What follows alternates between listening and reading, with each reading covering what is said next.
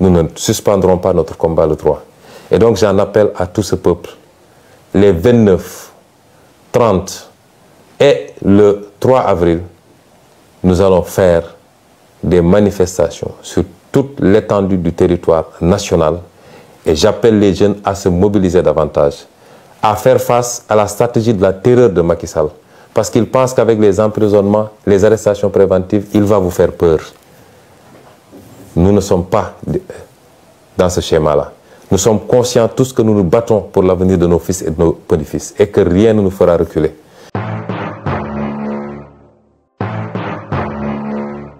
Chers compatriotes, chers amis étrangers, bonsoir. Je reviens m'adresser à vous relativement à la situation du pays et par rapport aux échéances à venir.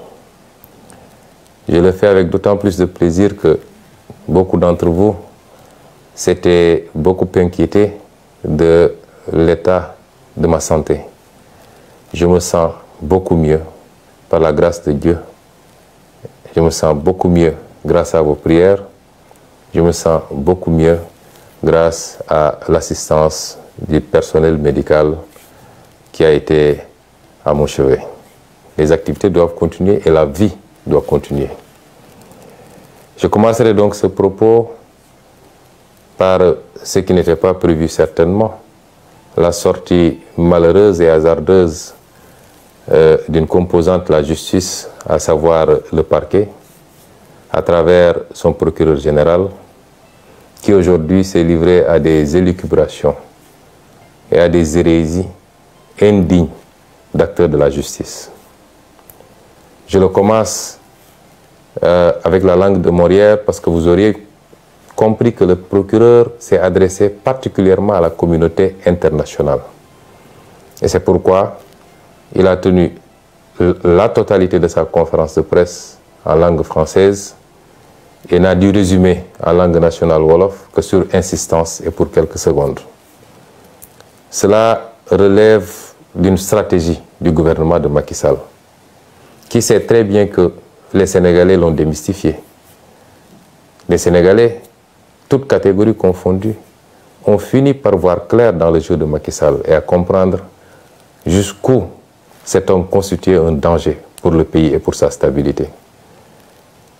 Les Sénégalais ont compris que Macky Sall a été l'un des pires présidents dont on aurait pu s'imaginer au Sénégal. Ce n'est pas seulement par son bilan, mais c'est par ses pratiques dangereuses tendant à diviser les Sénégalais, à les monter les uns contre les autres par des considérations relatives à l'ethnie, à la région ou à la religion.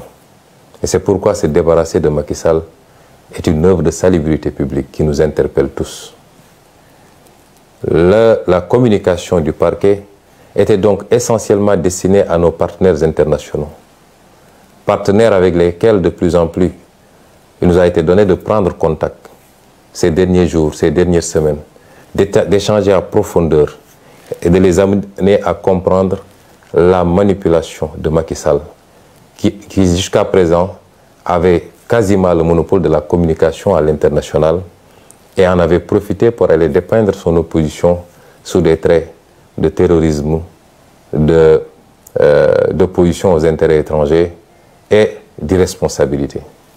Tous les contacts que nous avons eus dernièrement, aussi bien au plan bilatéral qu'au plan multilatéral, ont amené nos partenaires à comprendre que le seul problème du Sénégal s'appelle Macky Sall et son régime, assis et construit autour de la corruption, du népotisme, mais également de la traque des opposants, de toute voix discordante, du recul démocratique. À ces partenaires-là, nous continuons à dire d'observer de très près ce qui se passe au Sénégal et d'avoir à faire un choix parce que les peuples africains ont grandi, ont mûri. Les peuples africains ne sont plus ceux-là de 1980, encore moins de 1960. Ils comprennent les enjeux du monde, ils s'y collent, ils ont les mêmes aspirations que tous les peuples et ils savent ce qu'ils veulent et où ils veulent aller. Mais ils veulent le faire la main dans la main avec tous les partenaires parce que nous sommes dans un monde ouvert. Et c'est pourquoi ce qui se présente aujourd'hui à ces partenaires internationaux, c'est d'avoir à choisir ou être du côté des peuples africains, ou alors être du côté d'un petit groupuscule de tenants du pouvoir qui tendent lentement mais sûrement vers des postures de potentat, pour ne pas dire de dictateurs. J'ose espérer que les choix seront éclairés et que tous les amis du Sénégal seront du côté du peuple sénégalais. Le procureur vous a parlé, vous de la communauté internationale. Qu'est-ce qu'il vous a dit? Il a essayé de vous dire qu'il y aurait au Sénégal des terroristes extrêmement graves, extrêmement dangereux, qui étaient sur le point de brûler le pays et d'y mettre le feu et d'y répandre le sang. Ce qui est cocasse dans cette histoire, c'est que comme toute arme, le procureur nous dit que ces terroristes n'avaient qu'une lunette, même pas de fusil, une lunette d'un fusil, et qu'ils étaient en train de faire le tour du monde pour chercher un fusil où monter cette lunette. Il n'y a rien de plus ridicule que ces propos. Le procureur a voulu vous faire croire à un certain nombre de choses sur lesquelles je vais revenir. Mais je vais m'attarder sur la personnalité de ce procureur. Parce que ce procureur est l'illustration parfaite de l'avilissement, du rabaissement de certains magistrats. C'est un monsieur que je connais et qui me connaît, qui est un grand frère, que j'ai connu pendant que j'étais étudiant. Son frère, son petit frère est l'un de mes meilleurs amis. Ce procureur venait me voir ici à la maison, j'allais le voir chez lui. Donc ce n'est pas quelqu'un qui feignera de me méconnaître. Il me connaît extrêmement bien. Et ce procureur, durant tout le temps qu'on s'est connus, on a été un peu partout. On a été même demander la main d'épouse pour des amis ensemble. On a partagé des repas. Ce procureur, que je connais très bien, je le dis encore une fois, durant tout le temps qu'on l'a connu, nous n'ignorions pas ses pédigrés en tant que magistrat. Mais nous considérions que cela relève de sa vie professionnelle et que notre relation était beaucoup plus une relation sur le champ social et on s'en limitait à ça. Et ironie du sort, et comme Macky Sall sait si bien le faire, quand il veut faire le sale boulot, il a tendance à aller chercher des gens qui ont un certain pédigré extrêmement chargé pour leur faire le sale boulot. Et le procureur Bakhoum répond parfaitement, en même temps que l'autre procureur et le procureur auprès du TGI répondent parfaitement à ces descriptions. Et ceux qui sont initiés au métier de la justice savent très bien de quoi je parle. Et c'est ce procureur-là qui, aujourd'hui, s'est livré à cette piètre prestation. Nos amis étrangers devaient même rire sous cap de voir un procureur général parler de manière si laborieuse et de manière si incertaine, sans aucune preuve à mettre sur la table, que des allégations pour essayer de charger d'honnêtes citoyens. Monsieur le procureur a d'abord parlé d'un soi-disant dossier d'empoisonnement ou de tentative d'assassinat me concernant.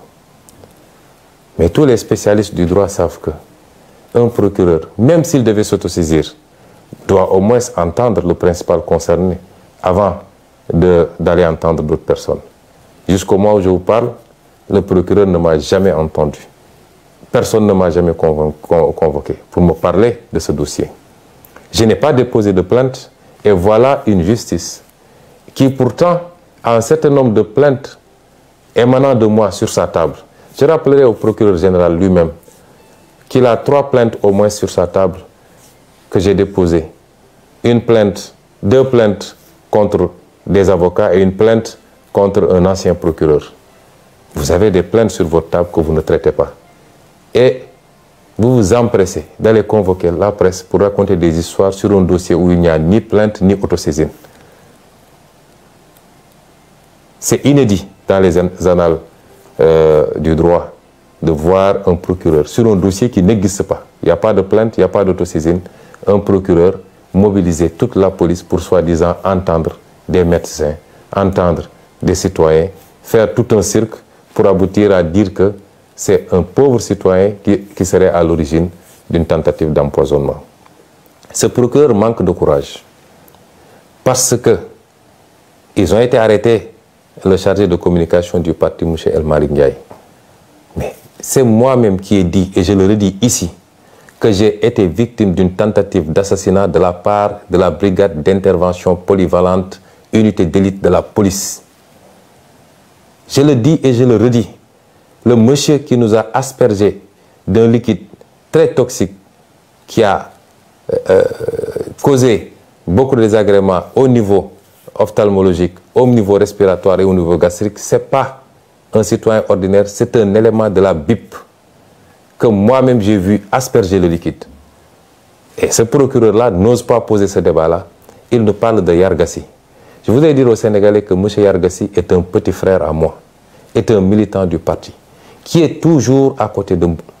Si vous avez l'habitude de voir les vidéos, même quand j'embarque à l'aéroport pour aller à Ziguinchor, jusqu'au pied de l'avion, c'est M. Yargassi qui m'accompagne. C'est ce monsieur-là que M. Bahoumé allait prendre avec les autres farfelus du parquet pour le désigner en disant que c'est lui qui aurait tenté de m'empoisonner.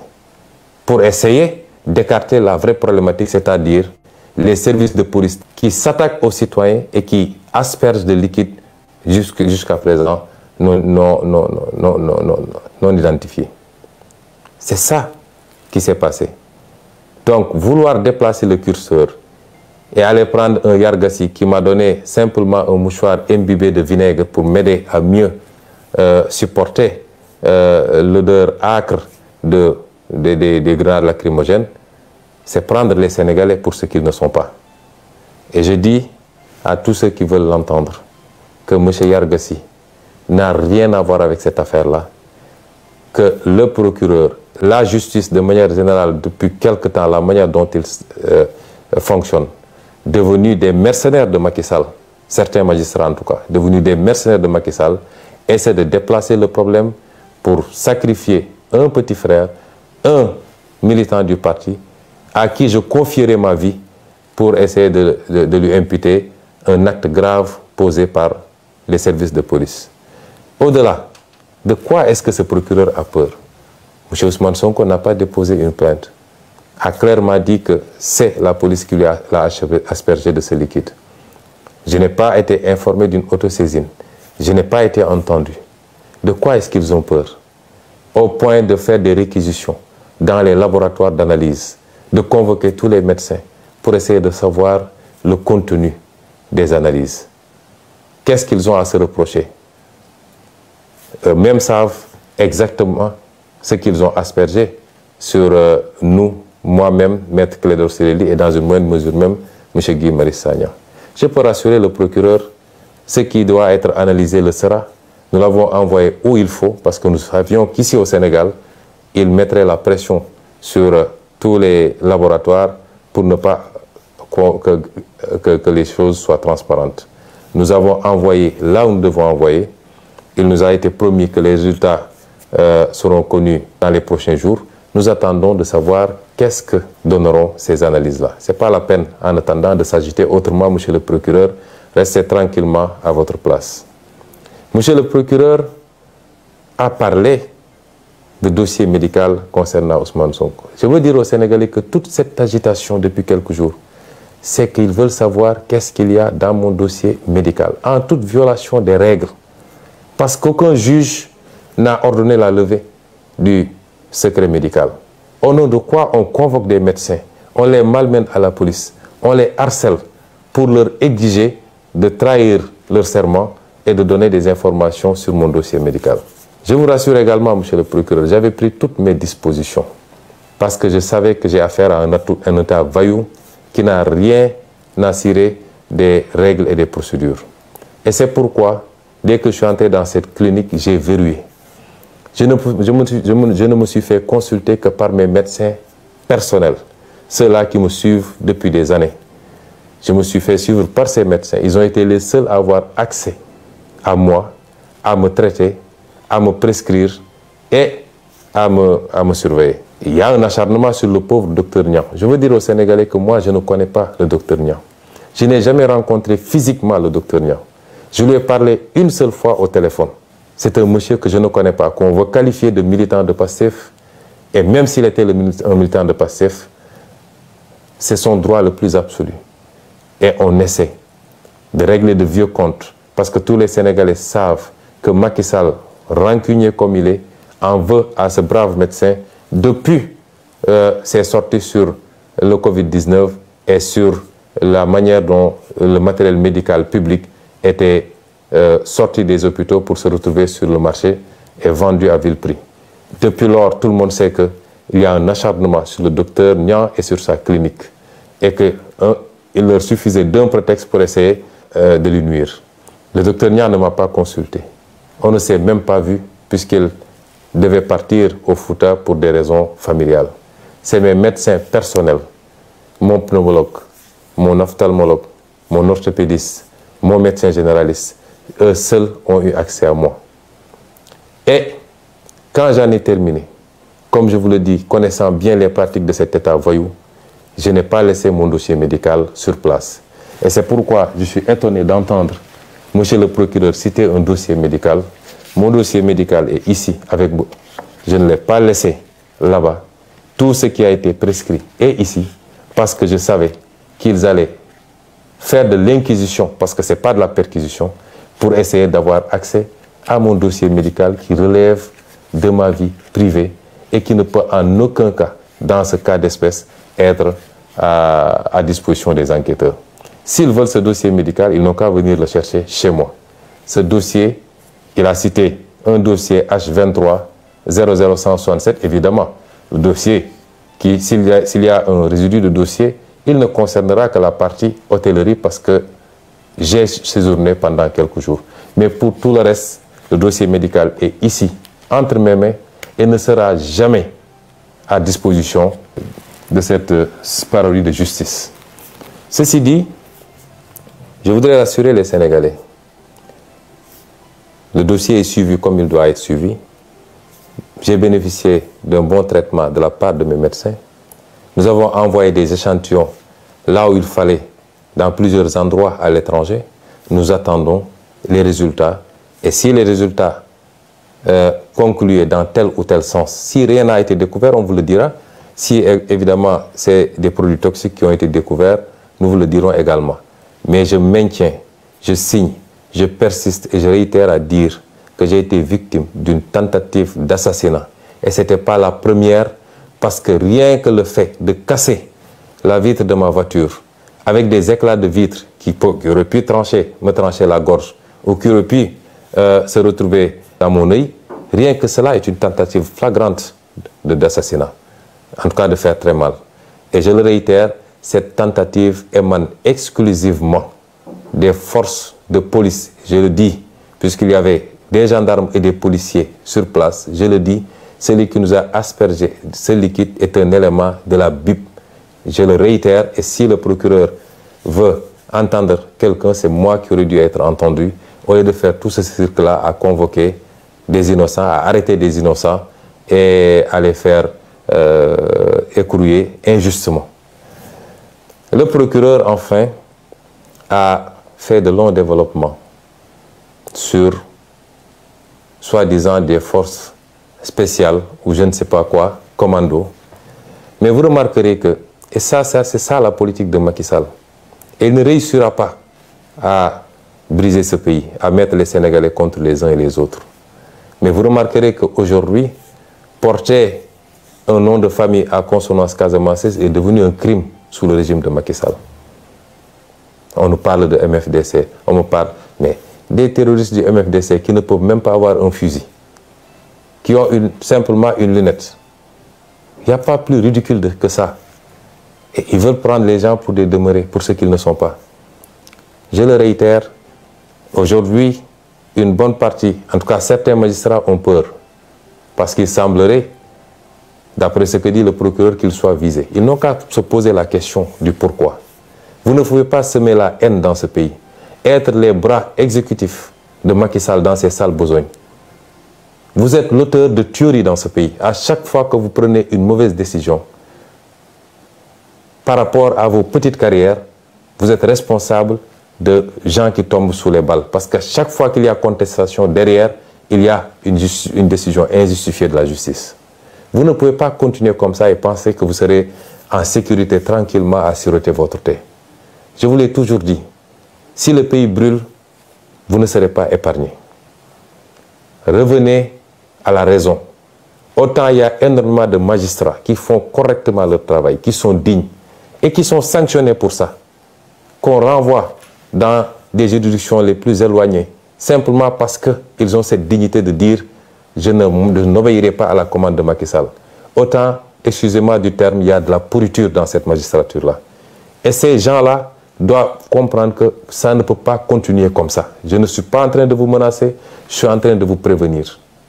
Si Macky Sall vous garantit la protection absolue, vous êtes engagé dans un combat qui ne commence pas aujourd'hui et qui ne se terminera pas aujourd'hui.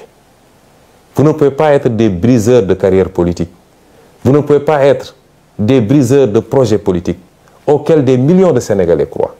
Vous ne pouvez pas être des obstacles à l'espoir des Sénégalais et penser que vous allez vous en sortir indemne. Tôt ou tard, vous rendrez compte aux Sénégalais. Vous rendrez compte devant la loi que vous étiez censé servir. Et c'est pourquoi vos intimidations ne passeront pas. Le magistrat qui se muera en politicien pour exécuter des commandes politiques, ce sera lui-même défini comme ennemi du peuple sénégalais. En tout cas, d'une grande partie du peuple sénégalais. Et nous assumons nos propos par rapport à ça. Nous ne pouvons pas accepter que ce pays soit pris en otage par un groupuscule de magistrats, quelle que soit leur fonction. Et c'est pourquoi nous vous disons que vous habitez dans ce pays. Les gens que vous jetez injustement en prison, ils ont de la famille, comme vous. Ils ont des carrières comme vous. Ils ont des parents comme vous. Ils ont droit à la liberté comme tout le monde. Mais sur commande politique, vous vous permettez de prendre des gens que vous jetez, des innocents que vous jetez en prison, que vous laissez pendant des mois souffrir en prison. Et vous pensez que les gens vont continuer à vous laisser comme ça. C'est vous qui alimentez la haine contre vous. Et à terme, ça risque de se passer mal. Revenez à la raison. Ce pays ne vous appartient pas, il nous appartient à tous. Respectons-nous et sachez que vous rendez la justice non pas au nom de Macky Sall, de sa famille et de son parti, mais vous la rendez au nom du peuple sénégalais. Et ce peuple sénégalais ne se retrouve plus dans ce que vous êtes en train de faire. Il vous a honni à cause de vos comportements. Et c'est pourquoi votre intimidation ne passera pas. Nous continuerons à faire ce que nous devons faire. Et parmi ces actions que nous devons faire, je réitère que le plan d'action du 29, 30 et du 3 avril reste maintenu intégralement. Nous sortirons, nous manifesterons, parce que nous l'avions dit. Désormais, avec ou sans autorisation, nous manifesterons. Nous ferons face à Macky Sall, parce qu'il veut faire croire aux gens qu'il a la capacité de réprimer les manifestations. Il avait dit que ce qui s'était passé ne se passerait plus. Ce qui s'est passé le 16 a démontré qu'il n'a pas les capacités pour contenir un peuple qui debout, qui dit non. Et nous ne devons pas être moins dignes que les autres peuples qui se battent aujourd'hui. Le peuple français a beaucoup d'avantages, énormément d'avantages, mais aujourd'hui, ils se battent pour leur dignité. Pourquoi notre peuple refuserait de se battre ou abdiquerait face aux velléités dictatoriales de Macky Sall? Nous nous battrons. Ils n'ont pas les capacités, si le peuple le veut. Et si le peuple se met debout, Macky Sall n'a pas le 10e des capacités pour contenir ce peuple. Et j'en appelle à ce peuple-là, à la jeunesse, aux ouvriers, aux transporteurs, aux étudiants, aux intellectuels, aux femmes, aux jeunes, à toutes les couches sociales. Ce qui se joue aujourd'hui, c'est notre destin. Si on laisse Macky Sall gagner, nous souffrirons encore pendant très très longtemps. Nous maintiendrons ce plan d'action. Et nous ne tomberons pas sous le piège de Macky Sall. Parce que, aujourd'hui, il est omnibulé par son défilé du 4 avril. Il va organiser un très grand défilé, le dernier qu'il organisera, puisque dans 11 mois, il ne sera plus président de la République s'il plaît à Dieu. Il veut faire une démonstration de force et en même temps intimider le Sénégalais pour montrer qu'il a beaucoup acquis en armement, de toutes sortes, des tanks, des chars. En soi, ça ne nous pose pas de problème.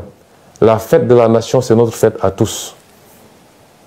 Mais nous ne tomberons pas dans le piège de Macky Sall parce qu'à chaque fois, il ruse. Vous vous rappelez, lors de la crise du Covid, il avait invité toute la classe politique au palais de la République. Et nous tous, on avait dit c'est la République qui a appelé. Nous sommes partis en pensant que ça allait être un nouvel élan. pour que Macky Sall comprenne qu'on ne gère pas un pays de manière autocratique et qu'on doit respecter son opposition, si on veut que cette opposition vous respecte. On a vu ce qui s'en est suivi.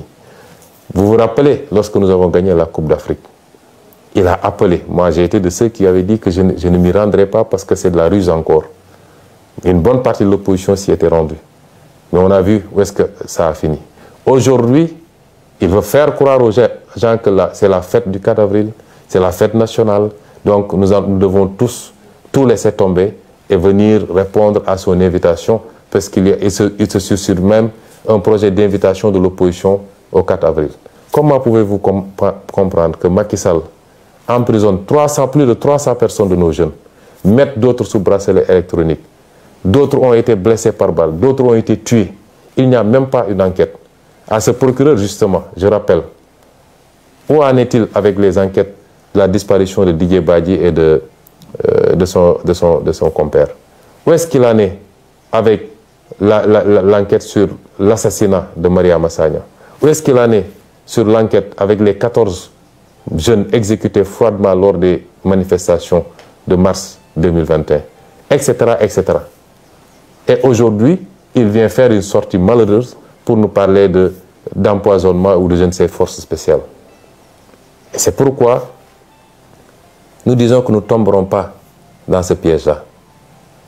Nous continuerons à nous battre et personne ne nous mettra à dos l'armée nationale. L'armée nationale, c'est notre armée, c'est notre fierté à tous. Ils vont sortir avec des arguments pour vous dire « oui, ils veulent manifester le 3 alors que c'est la fête de l'armée ». Il n'en est absolument rien. Macky Sall fait des arrestations le 3, fait des emprisonnements le 3. Nous ne suspendrons pas notre combat le 3. Et donc j'en appelle à tout ce peuple. Les 29, 30 et le 3 avril, nous allons faire des manifestations sur toute l'étendue du territoire national. Et j'appelle les jeunes à se mobiliser davantage, à faire face à la stratégie de la terreur de Macky Sall. Parce qu'il pense qu'avec les emprisonnements, les arrestations préventives, il va vous faire peur. Nous ne sommes pas dans ce schéma-là. Nous sommes conscients tous que nous nous battons pour l'avenir de nos fils et de nos petits-fils et que rien ne nous fera reculer. Donc, mobilisation massive pour ces 3 jours pour démontrer à la face du monde que la dictature de Macky Sall ne passera pas et qu'en aucun cas, il ne peut gagner ce combat que nous avons initié. Je vous remercie.